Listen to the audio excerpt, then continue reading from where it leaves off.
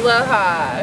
I'm Alexandra Pomeroy. I'm the Student Government President, and I am here in Waipio Valley in the Big Island of Hawaii on Green Leadership Adventure, a course that was 3 weeks exploring sustainability on the Big Island. Sustainability to me has meant so many different things over the past few years, and today it means connections and relationships with the living world, most importantly, and each other, which is part of the living world. These people have experienced that at some level, where a lot of people in the United States, even in Hawaii, have not experienced like any kind of ongoing relationship with the living world. And I think that that relationship is very gratifying to us at a really deep level. That when we, gardening is one way, but when we work with the living world, I describe it as a conversation. We enter that conversation and we do something, and then it reacts. The seed sprouts, or the earth becomes more fertile, and the worms come. Like, you're entering this slow conversation where you're interacting, and you recognize that we're a part of this huge living system. The future of sustainability, the future of our living world, relies on those connections and relationships to each other and other life forms. Our mission here is to really help people understand, here's a species that has been around for, the last I heard was, I always say 40 million years to be safe, but the last heard, they just recently discovered some fossils, evidence of 100 million years that the bees have been here. So they've been here for 100 million years. That means they survived the dinosaur die-offs, they survived the ice ages, they've survived all sorts of planetary changes because there's an interaction between their DNA and their environment, right? So the bees in different areas have developed different traits and techniques for surviving. Cold winters, 8 months of winter. We store lots of honey. That's an insulation. They stop laying eggs during the middle of the winter so they don't have brood to feed. Or in Africa, the bees have a different kind of climate, so they've evolved to be migratory. So they'll migrate from the savanna during the rainy season to the mountains during the dry season. They've evolved all these traits, and in the past 100 years, humans have taken over the evolutionary process of the bees, right? We began to manage the bees. We were managing them, and in that 100 years of our management, the bees have declined until we're now at the point where they're leaving the planet. And if we think of like spirals in our life and our growing things in spirals over time, and it makes it much more interesting and dynamic, and it works better. It just works better. Just try to flow with it.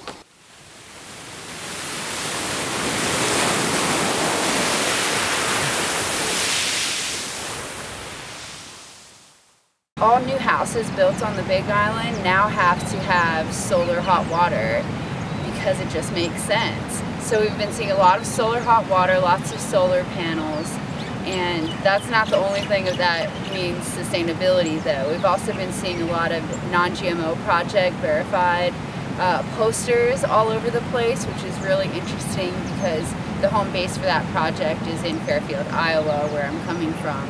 Up here we used to be certified organic, and the organic rules really went crazy. I mean, it used to, when we first were organic, the organic rules were governed by individual little companies that had organic standards established, basically out of California.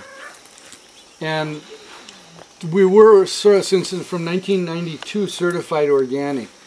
But the new organic rules, first off, have gone to the Monsanto side of being organic. And also what they've done is I'm not allowed to, we've got tropical short-haired sheep from St. Croix and Barbados. They're our weed eaters. So what they do is they eat the weeds, very simply. So that means we don't need to put herbicides and pesticides out to kill the weeds.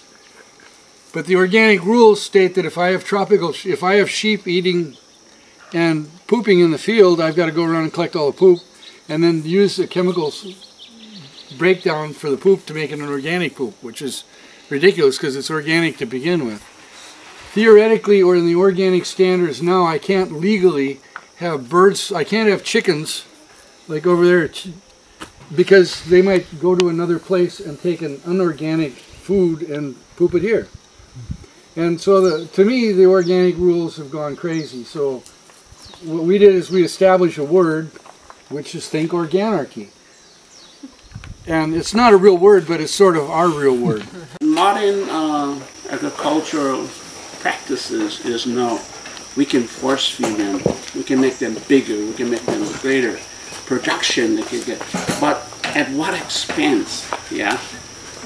They start feeding it with a chemical fertilizer which has a lot of sodium, kills a lot of our good, healthy components, our soil and our worms. And so now they no longer have that. Then it's like the dog food in the room with water. You don't have the essence of life. So they get sick. The reason we have a society right now that is excessively obese and sick is because people are starving to death at the banquet table. Their body wants nourishment, and they're eating food that has no nutrients in it. So they keep eating and eating and eating, but they're not getting any nourishment. People can talk about all this education, you got all these PhD people running around, all these really smart people, but they don't know the basics about life, about how to be healthy, and how to be happy. You know? You mentioned this idea that there's a consciousness there in that plant. And, you can some people would say that there's a consciousness in everything. Yeah, there is. And even a rock has a certain level, different than what we would have. And that in some ways the whole earth is alive. And so. Yeah, it's this life force. And so the beautiful thing about this type of farming is that I like to share with people is that what I love about farming, it's, I think, one of the most beautiful things that you can do as a human being if you're doing it right. Because you are participating and witnessing the miracle of life and how this creation is sustained. It's a mystery and it's a miracle.